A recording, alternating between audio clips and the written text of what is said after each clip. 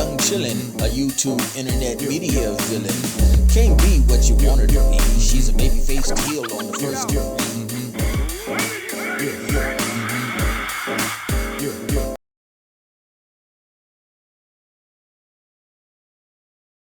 SmackDown for May 30th. Bianca Belair opens the show in her hometown of Knoxville, Tennessee, to a huge crowd. Naomi interrupts, and then Jade Cargill comes out and gives Naomi the Sparta 300 kick to the chest. Then after that started the Money in the Bank triple threat qualifier match with Naomi, Jade Cargill, and Nia Jax. And Nia Jax had on way too much makeup. Made her look like a ghost. But anywho, Naomi won the triple threat match. Following that, R-Truth ran into Solo Sikoa and his crew. He told them they were all big-boned and JC was the son of Sikoa. Anywho, that started a match between R-Truth and JC Mateo. JC won, of course. And then they tried to jump R-Truth, but Jimmy Uso tried to come out there and make the save, and he got dropped too. After that, we had the Street Profits cutting a promo, and Axiom interrupted, and then behind Axiom, Motor City Machine Guns and DIY came out also, but then they all got cleared away with the Wyatt Six coming in. We had a tag team match with Ray Phoenix and a newcomer from NXT, Javon Evans. And they lost to Los Garza. Selena Vega, the U.S. champ, she won against Alba Fire.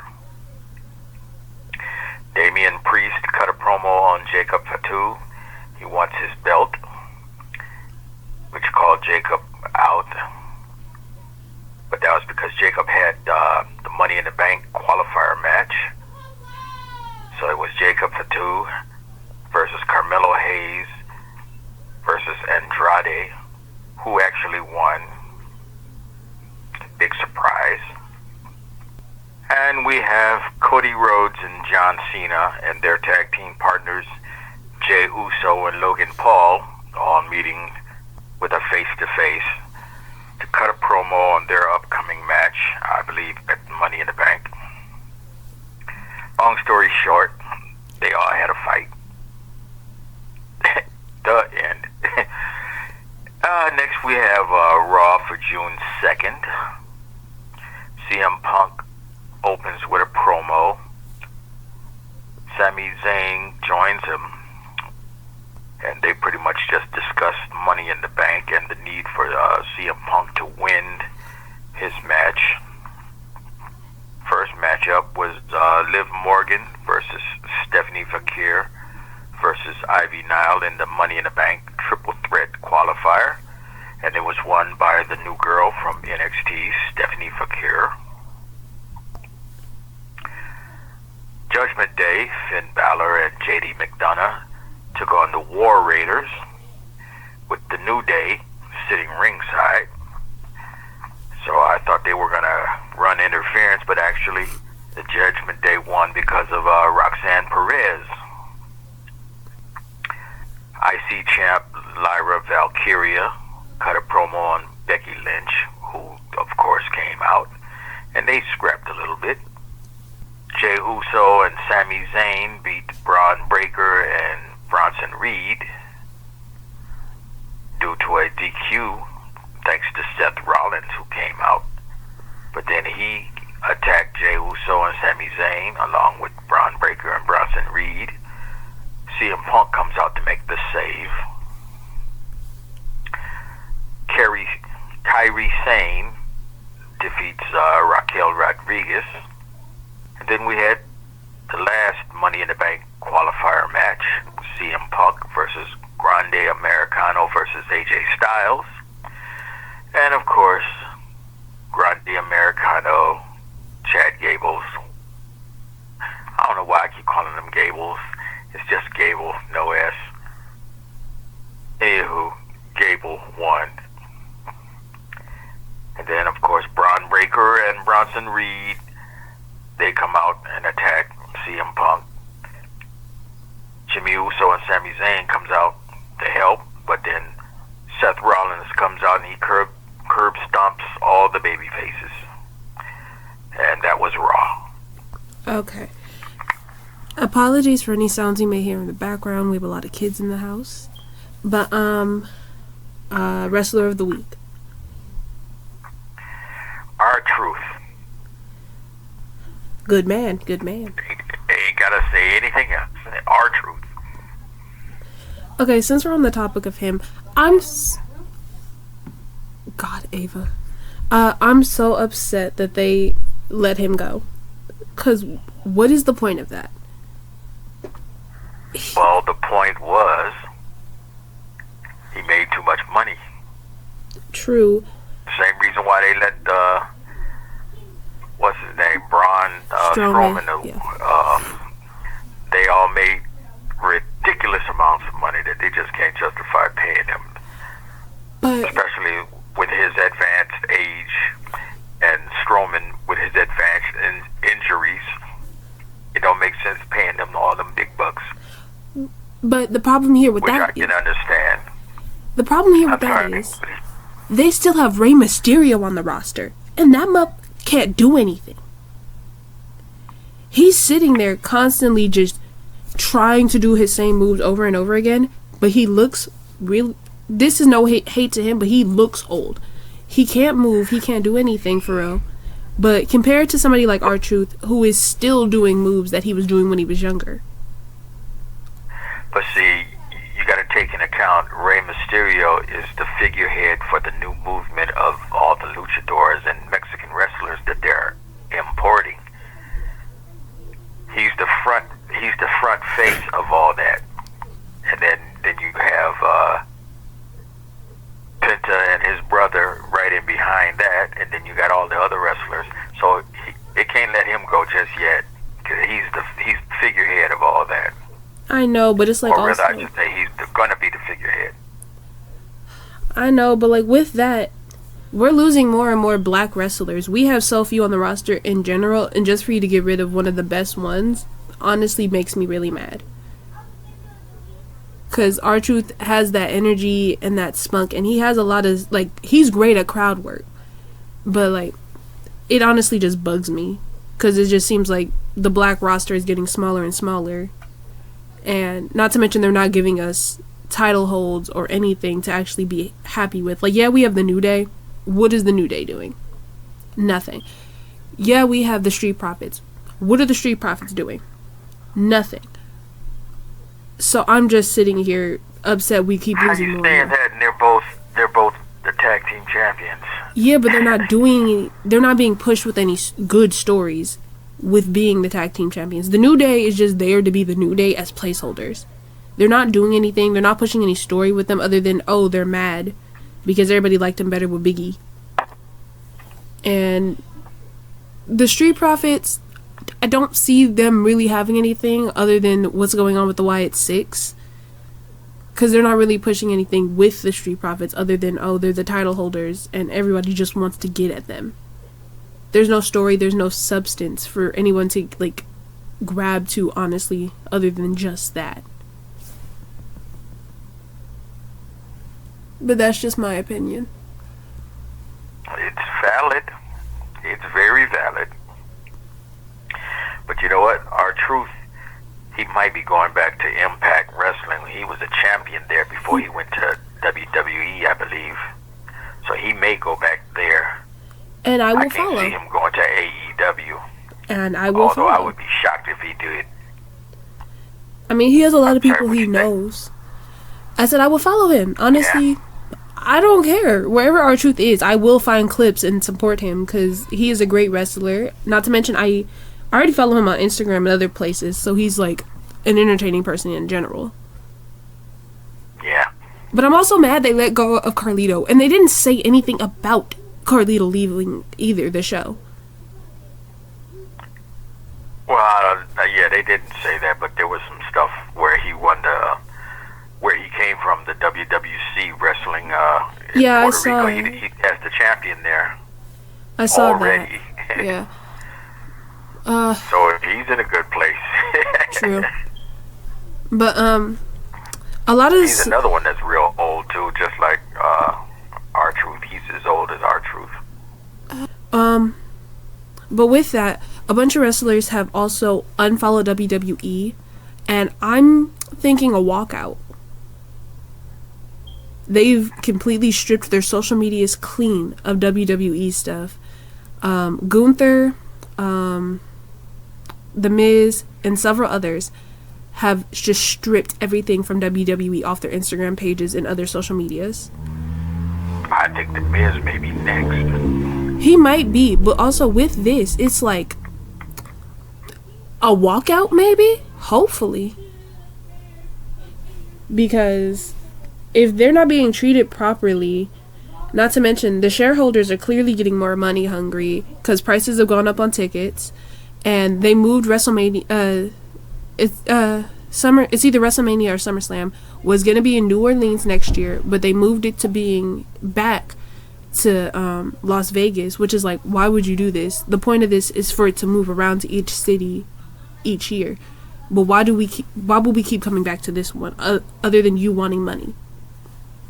Well, TKO is based out of Vegas, so I believe them putting on a show there would be cheaper for them to put it on there. They probably have connects and everything. Yeah, but I know a lot of people who live in New Orleans were so excited for it to come there, because everybody gets excited for them to be able to have a WrestleMania experience in their city. But I digress once again.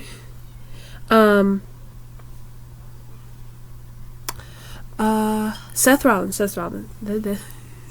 Seth Rollins. I'm thinking Roman's coming soon.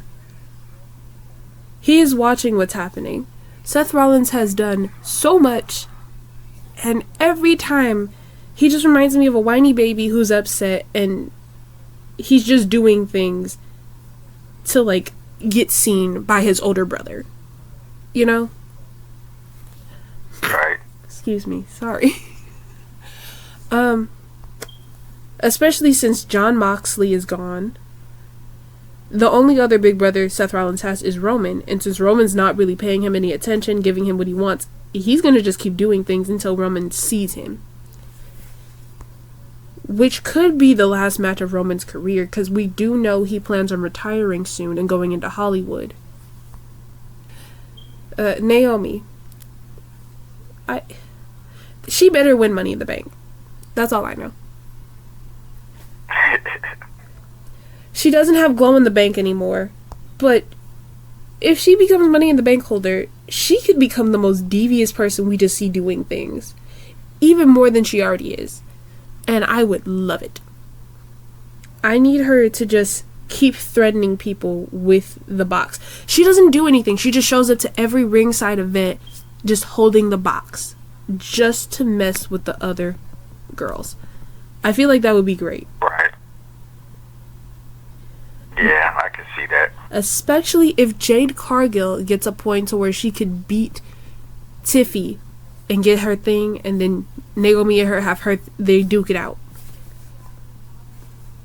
I would love that. Judgment Day.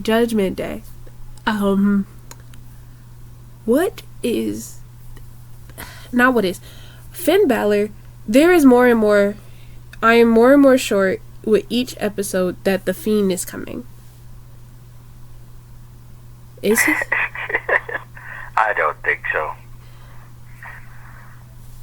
I don't know. It looks like his plans are coming along very nice without him having to resort to go to that. Who's to say that wasn't his plan all along, though? What? Becoming the Fiend again? Yeah. He could have had that planned out. He's like, I just want to blow them up before I leave. just for them thinking they could do better without me. Because I feel like that would be like a great move on his end. And we'll play more into that he's a whiny punk mode type thing. I love it.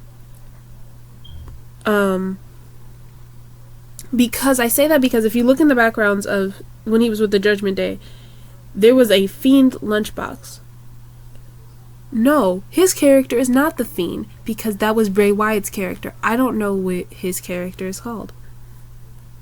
It's the Demon. Okay, the Demon.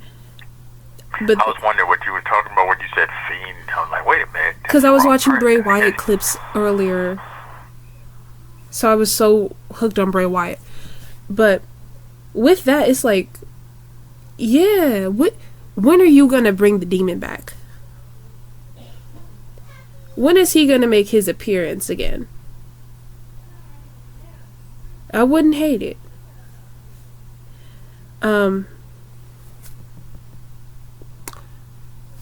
I don't think they know what they're doing with DIY. I think they're just letting DIY be the whiny brats that they are, because I don't think they actually know what they want to do with them. Yeah. Because with each... They're trying to... I know one thing. They're trying to push this little saying that they have a moment of silence. They keep doing that. And it doesn't work every time. I haven't even picked up on that. I was just ignoring some of what they were saying, because they just keep boring me, because they just keep whining about the same stuff. And it's, get over it. You lost the title. Stop whining about it and try to get it back. But I do like that he brought his wife out. That was great. That's some smart tactics.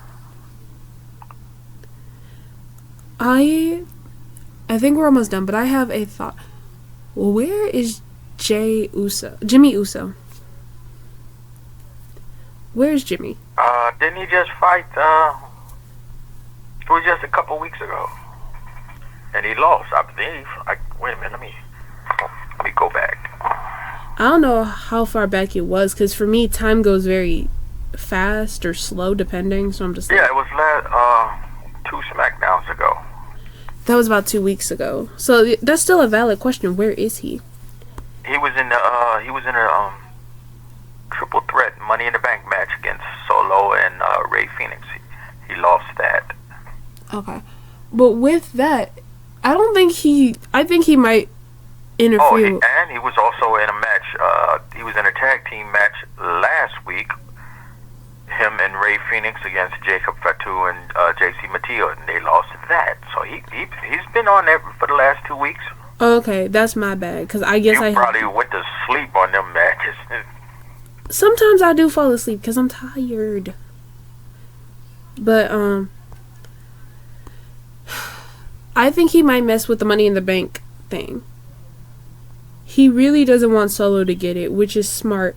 But also, with Solo getting the Money in the Bank title, he's going after Jacob. Let's be honest here. He's going either after Jacob or after Jay. And seeing as Jay is on the other show right now, dealing with his own stuff, I don't see them doing that. But he's going after Jacob. And we all see Jacob has turned. And Solo doesn't see it fully. But Solo's new dude, he definitely saw it. JC Mateo. Yeah. Or as I like to call him, Cobb. Why do you call him that? That's his name, Cobb. His real name. They changed his name to JC Mateo on this shit, but I see. But okay, his name is Jeff Cobb. I see. I have one more thought before we go, because I thought I was wrapped up, but no. The Monster Matanza. I'm sorry, okay. It's fine. Go back.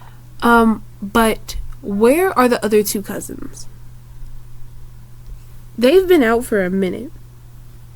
Yeah, they have been. Because my memory may be messed up about certain things, but I know they've been gone for a good minute. What is Solo's either planning something with those two, or Jacob got them doing something. Let's see, what time is it now? It's June. They're gonna come out in the middle of